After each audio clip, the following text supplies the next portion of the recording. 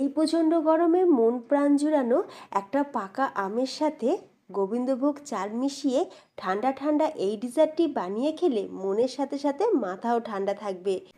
অল্প কয়েকটা উপকরণ দিয়ে এত সুন্দর যে ডিজার্ট বানানো যায়, ভিডিওটা না দেখলে তোমাদের বিশ্বাসই হবে না।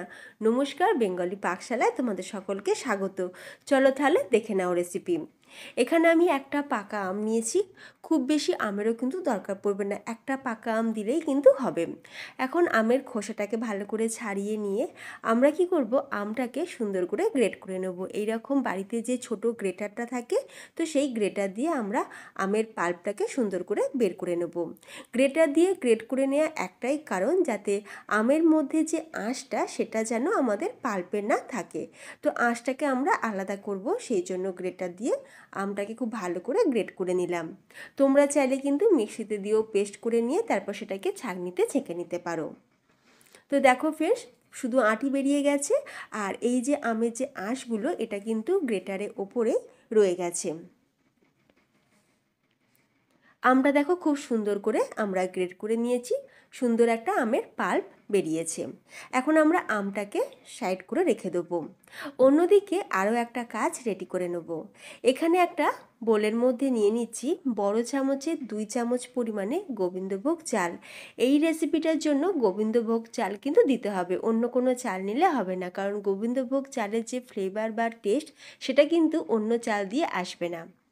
তো আমি এখানে বড় চামচে 2 চামচ গোবিন্দভোগ চাল নিয়ে নিলাম। এখন চালটাকে ভালো করে জল দিয়ে ধুয়ে নেব, মানে 2 থেকে 3 বার ভালো করে জল দিয়ে ধুয়ে নেওয়ার পর আমরা এখন ফ্রেশ জল দিয়ে চালটাকে 15 থেকে 20 মিনিট ভিজিয়ে রাখবো। হাতে সময় যদি কম থাকে তাহলে তোমরা উষ্ণ গরম জল দিয়ে চালটাকে ভিজিয়ে রাখতে পারো।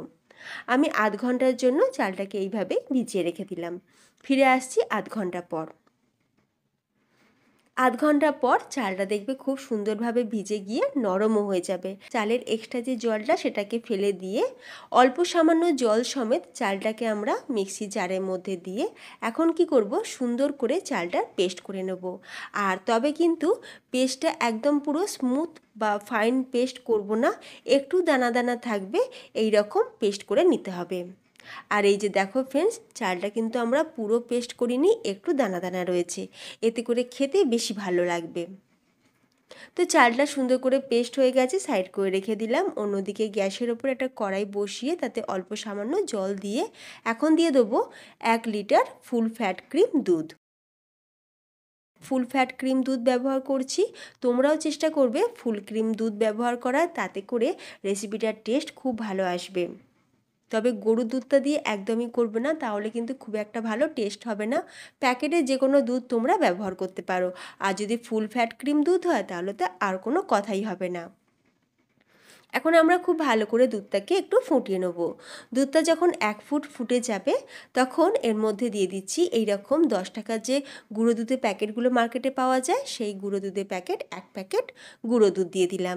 আর তোমরা যদি চামচ হিসাবে দাও তাহলে 2 টেবিল স্পুন এরকম গুঁড়ো দুধ দিয়ে দেবে। দিয়ে খুব ভালো করে দুধের সাথে মিশিয়ে নেবে।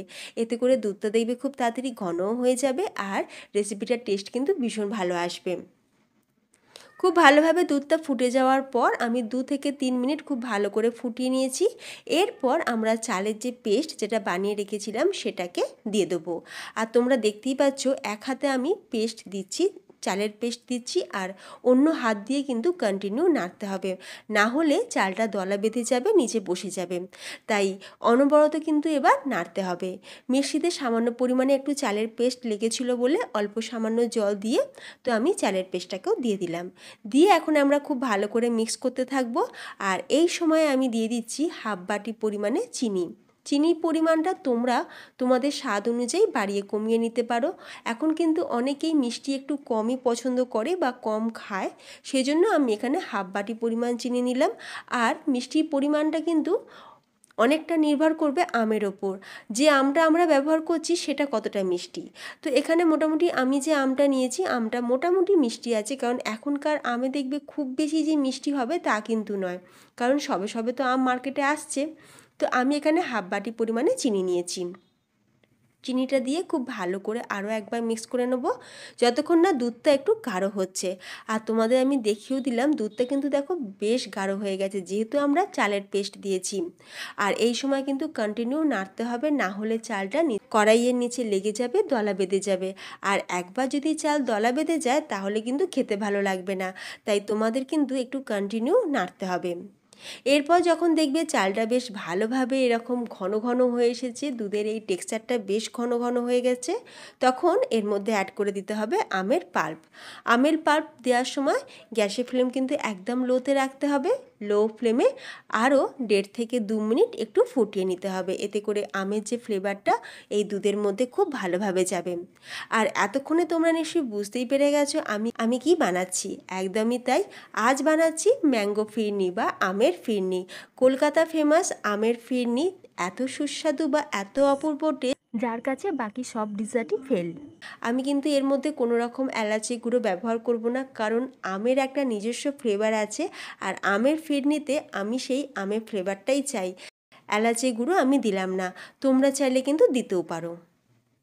এখন খুব ভালো করে মিক্স করে নিয়ে দেখো, তোমরা দেখতেই পাচ্ছ দুধটা কতটা গাঢ় হয়ে গেছে। ঠান্ডা হয়ে গেলে এটা আরও একটু গাঢ় হয়ে যাবে, তাই এই সময় আমি গ্যাসের ফ্লেমটাকে অফ করে দিলাম। এবার ঠান্ডা হয়ে গেলে তারপর সবাই মিলে খাওয়া হবে। এখন আমি সার্ভিং বোলের মধ্যে সুন্দর করে ঢেলে দিচ্ছি, আর ওপর থেকে কিছু ড্রাই ফ্রুটস দিয়ে সুন্দর করে সাজিয়ে নিয়েছি। তোমরা তোমাদের পছন্দ মতন সাজিয়ে নিতে পারো।